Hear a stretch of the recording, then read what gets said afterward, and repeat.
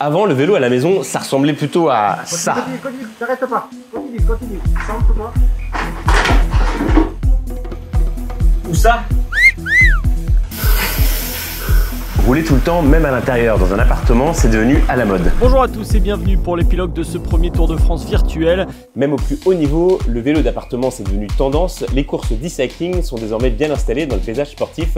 Elles sont d'ailleurs regardées en direct par des milliers de spectateurs. Dernier virage pour Sandrine Etienne qui va aller chercher une nouvelle victoire. Dans cet épisode de Big Two, pour une fois, pas de feu rouge, pas de risque non plus d'être renversé par une moto ou une voiture.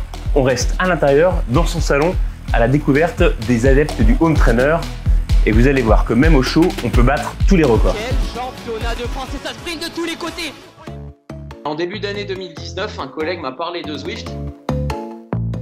Je lui ai assez rapidement répondu que pour moi le vélo c'était dehors, que ça n'avait pas trop d'intérêt d'en faire à l'intérieur.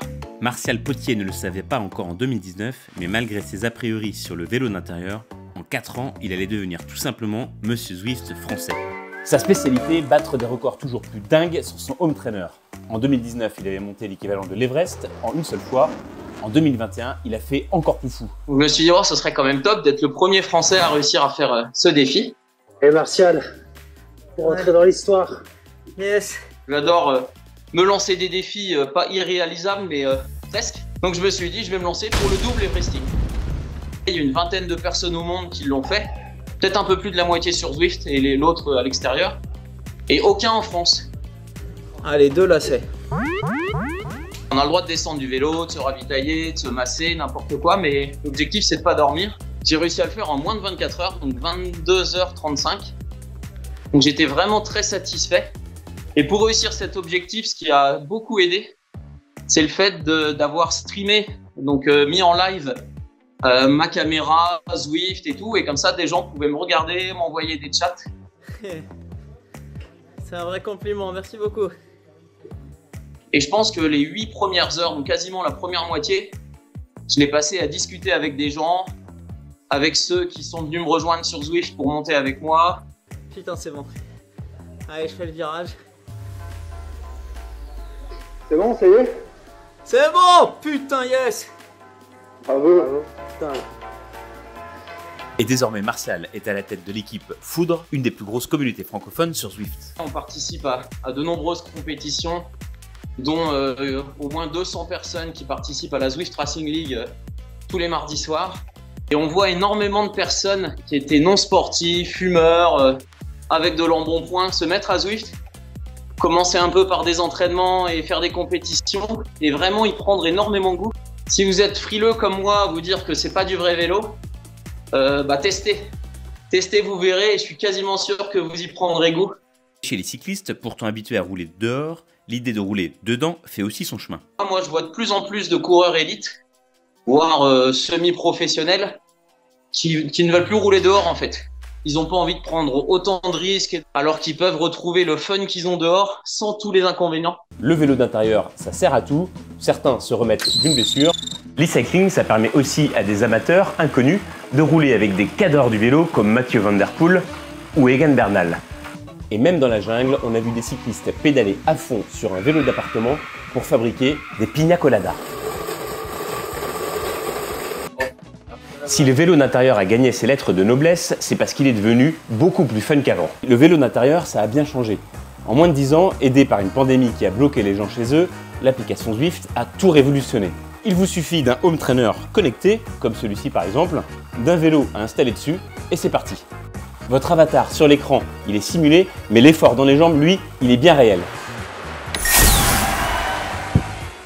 Lorsque vous pédalez, la résistance du home trainer s'adapte en fonction du dénivelé. Les capteurs de puissance et de vitesse intégrés calculent tout et simulent dans le jeu vos kilomètres et vos ascensions. Et c'est vraiment très réaliste. Votre avatar parcourt les mondes de Zwift. Certains sont totalement inventés, d'autres sont bien connus, vous reconnaissez peut-être ces villes, ou bien ces cols des monuments du cyclisme, l'Alpe d'Huez et le Mont Ventoux. Bonjour, je suis Paul Sevin, bienvenue à l'école Jean Rostand-Exupéry dont je suis directeur. Je suis également Zwifter à mes heures et vice-champion de France de e-cycling sur Zwift. Directeur d'école la journée et champion d'e-cycling le soir. Voici la double vie de Paul Sevin. J'ai presque du mal à aller dehors en fait. Parce que là, pour moi en tant que sportif avec un certain niveau, et surtout avec un emploi du temps un peu serré, il faut que je sois efficace dans mon entraînement. Et 1 heure de Zwift, c'est 3 heures de dehors. Parce que je vais pédaler constamment. Pour Paul, cycliste amateur de très haut niveau, le vélo d'intérieur s'est donc imposé comme une évidence. Par les temps qui courent, on a tous eu des faits divers un peu sordides dans notre entourage. Et c'est vrai que de partir avec la boule au ventre en entraînement. Zwift a radicalement transformé sa manière de se préparer. Le home trainer, ça m'amène de la sécurité. Moi, j'ai connu les entraînements la nuit, à la frontale, pendant 2 heures, à tourner, alors c'est dangereux. Ça crée toujours des situations un peu tendues avec notamment les gens qui rentrent du boulot le soir. Et moi, j'aime pas trop rentrer en conflit avec les gens. Sa passion du vélo, Paul la transmet aux enfants pendant les ateliers du mercredi après-midi. Ils aiment bien le home trainer.